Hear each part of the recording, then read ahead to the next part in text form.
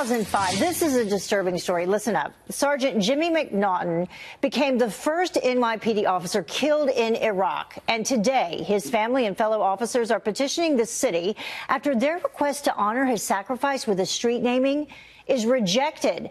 Joining us live is the founder of Blue Lives Matter, the group challenging the community board's decision, Sergeant Joseph Imperatrice. Thank you so much for joining us. Thank you for having me. So why in the world would the city or community challenge this and not allow a street to be renamed in his honor?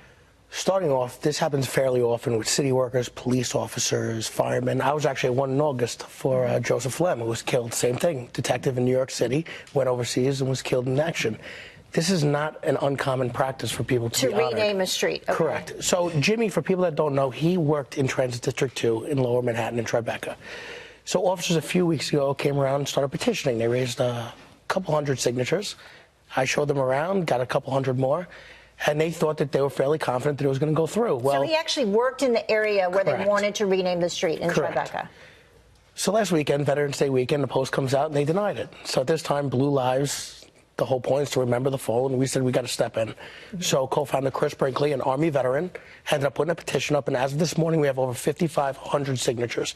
So the main thing is with these families, and they want to know that their family members are never forgotten. So when you look up at that street corner with Jimmy's name, the people that pass by on a daily basis can say, who is James McNaughton? And they can look up and see what a real American hero looks like. Yeah, he was 27 years old. He was killed by a sniper's bullet. It happened in August of 2005. You mentioned the regularity that this happens. In 2017, 149 streets renamed. 22 of those were for police officers or veterans.